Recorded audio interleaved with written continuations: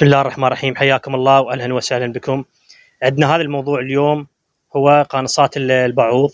عندنا هذا النوع الكارت البي موجود الاصلي.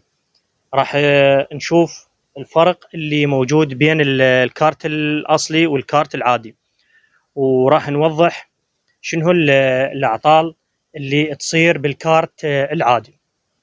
نلاحظ هذا الكارت، عندنا هذا الكارت الاضافي الثاني هو مخلينا اناره، احنا استبدلناه بهذا المصباح الاقتصادي مكان هاي الشمعة اللي كانت موجودة بداخله تصميم الشركة.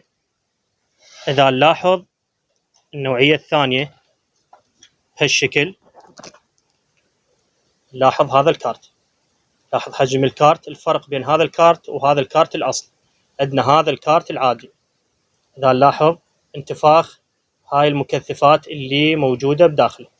هذا الكارت تقدر تغيره وتستبدله بكارت أصلي نفس هذا الكارت اللي موجود، وجدا السعر مالته رخيص وتقدر تستبدله بسهولة، الربط مالته جدا سهل. هسه راح نشغل هاي القانصة وراح نشوف قوة الصاقة اللي موجودة هنا. لاحظ هاي الإنارة مالت المصباح، وهنا نلاحظ قوة الصعق. إذا نلاحظ بهاي الطريقة من نفصل التيار الرئيسي عنها 220، لازم نفرغ الشحنات بهاي الطريقة حتى ما تكون شحنات موجودة بداخلها ويتعرض الأطفال للصعقة الكهربائية. نلاحظ هذا الكارت وهذا السيم اللي موجودة، وهذا الربط مالته جدا أيضا سهل. الأطراف اللي موجودة،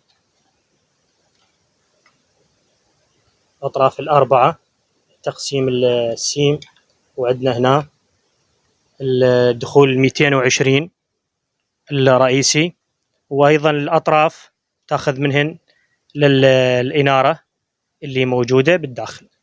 وشكرا لكم.